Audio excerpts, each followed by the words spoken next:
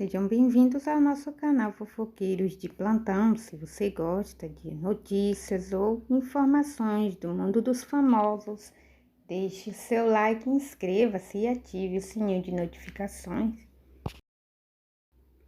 Marido de André Surak, o ex, eu acho, abre um vídeo no seu canal, no YouTube, e conta tudo o que aconteceu nas últimas semanas. Segundo ele, a Andressa já estava, deitada na sala com o filho e do nada ela chegou até o quarto e falou que não queria mais cuidar do filho, que ela não queria essa vida para ela. Ele fez revelações bombásticas, fortíssimas, e eu trouxe aqui o áudio para que vocês vissem. Ele fala também que ela voltou à vida antiga. Bom dia! Vim reorganizar algumas situações, alguns fatos e alguns temas aqui sobre tudo isso que tá acontecendo. Isso tudo é eu que convivi esse tempo todo. A gente percebe, até quem não convive percebe que tudo que tá acontecendo é consequência do transtorno mental que a Andressa tem. Ela foi diagnosticada agora com um transtorno de bipolaridade severo. Em poucos tempos de convívio, de bom convívio que eu tive com ela, ela chegou a falar que percebeu que ela tinha algo diferente com a cabeça, na mente dela. Aos 11 anos de idade ela falou que percebeu isso. Só que só foi diagnosticado, um diagnóstico correto só foi realizado agora, aos 35 anos. Tudo que eu vou falar aqui, eu não vou falar mal da pessoa, eu vou falar o porquê que essas coisas acontecem. Muito pelo contrário, eu desejo até que siga a vida dela. Esse é o meu maior desejo, é esse. Em 11 anos ela falou que sentiu que tinha alguma coisa diferente com a cabeça, com a mente dela, só que só veio o diagnóstico correto agora, com 35 anos.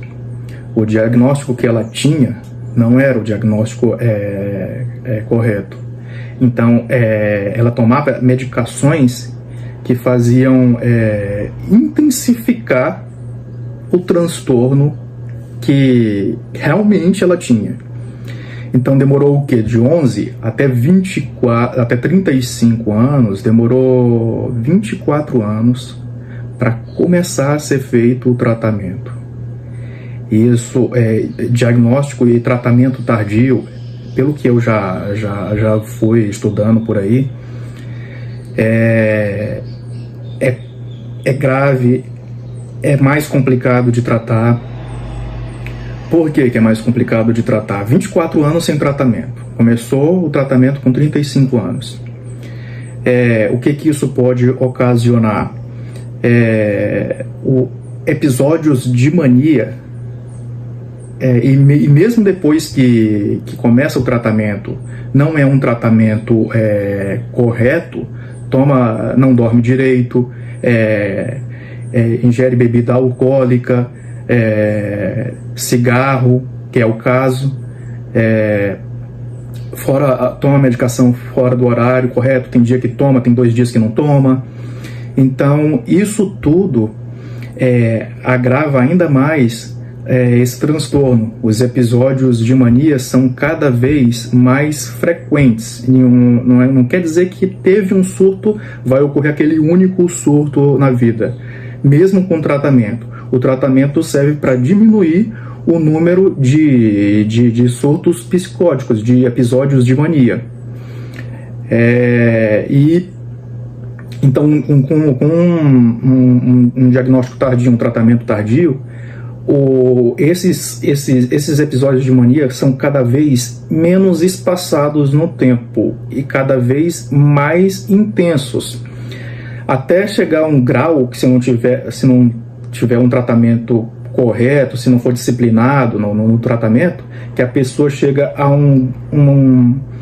uma fase de demência definitiva e já está quase nesse estado. Esses fatos que vocês estão vendo aí nos stories da rede social da Andressa, ela é um episódio de mania. O episódio de mania não precisa ser um episódio de desconexão com a realidade, como aconteceu há 3 meses atrás. E esses episódios de mania, agora que eu lembrando das coisas que eu já presenciei no passado, eram muito frequentes. Tinha dias que ela, 4 horas da manhã, eu desci, ela estava lavando a cozinha com água sanitária, a cozinha toda molhada, aí só às 4 horas da manhã. Pode ser considerado um episódio de mania? Sim, pode ser considerado um episódio de mania.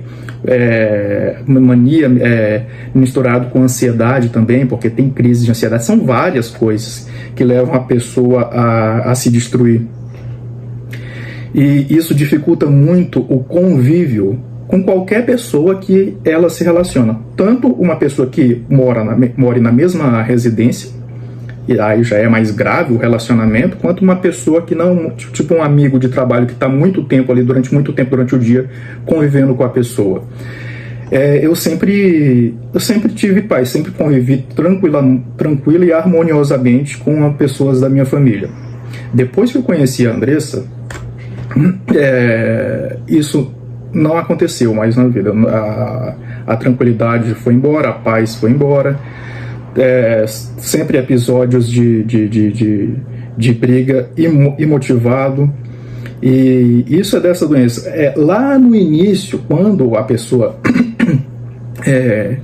adquiriu esse transtorno, eu também pesquisei sobre isso. Precisa de um gatilho para a pessoa entrar em episódios de mania.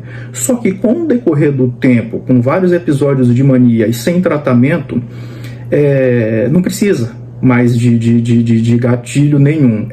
De forma imotivada e do nada. A pessoa começa a ter episódio maníaco ou uma desconexão com a realidade. Então, eu sempre convivi em paz, com tranquilidade com meus familiares. Só que com a Andressa, eu analisando tudo, as histórias que já foram contadas para mim, ela nunca teve paz na vida dela. Eu acho que todo mundo consegue constatar isso. Desde criança, brigas frequentes com a mãe. Na época que ela frequentava a igreja, todo mundo pensava que ela tivesse mudado. Eu recebi mensagens aqui pelo Instagram de pessoas que trabalharam com elas no presídio, que me falaram que, olha, Thiago, foi só uma camuflagem durante um certo tempo, mas ela nunca mudou. Ela falava das histórias dela, quando ela tinha a vida de prostituta dela, que ela falava para as presidiárias com um certo ar de orgulho e de saudade. E o palavreado dela era muito chulo, era horrível. Isso uma pessoa veio me falar. E mesmo na igreja, quando eles viviam em guerra, eu não morava com eles nessa época, nem conhecia, nem sabia quem era Andressa Urach. E ela vivia em guerra. Até teve um episódio que ela foi para as vias de fato com o padrasto dela. E o que levou a isso foi a expulsão por parte da Andressa da mãe e do padrasto da casa dela. Por isso que eles foram morar nessa casa onde eles moram hoje. Então sempre teve uma vida sem paz. Episódios aí eu fico olhando para trás, episódios de mania frequentes, que não tinha nem diagnóstico, né? Então ela não consegue conviver com nenhum tipo de pessoa.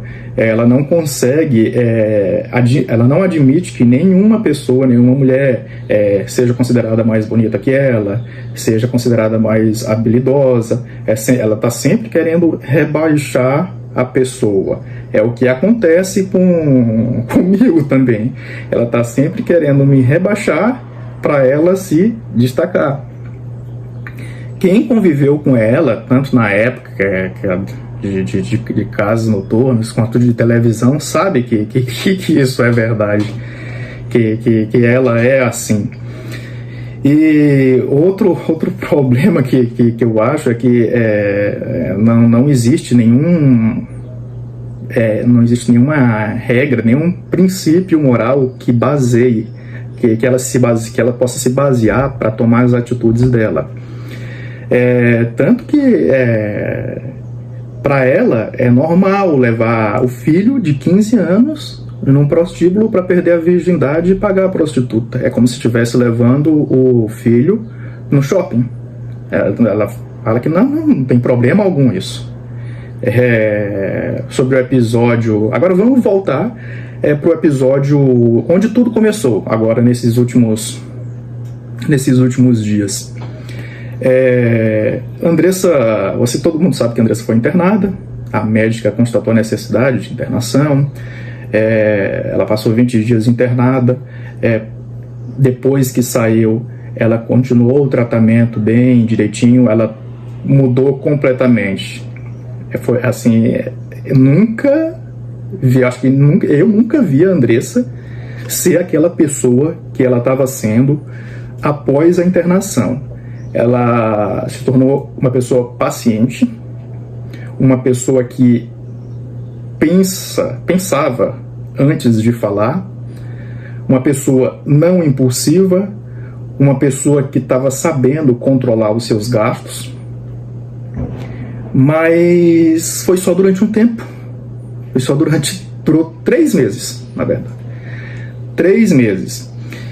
E como estava tudo uma maravilha depois da internação, eu já tinha ajuizado o processo de divórcio, porque ali foi o ápice, porque eu acho que uma pessoa não precisa sacrificar a própria vida, jogar a própria vida fora para ajudar uma pessoa que não quer ser ajudada. Então é por isso que eu tomei aquela atitude. E aí eu sou o autor do processo de divórcio e guarda.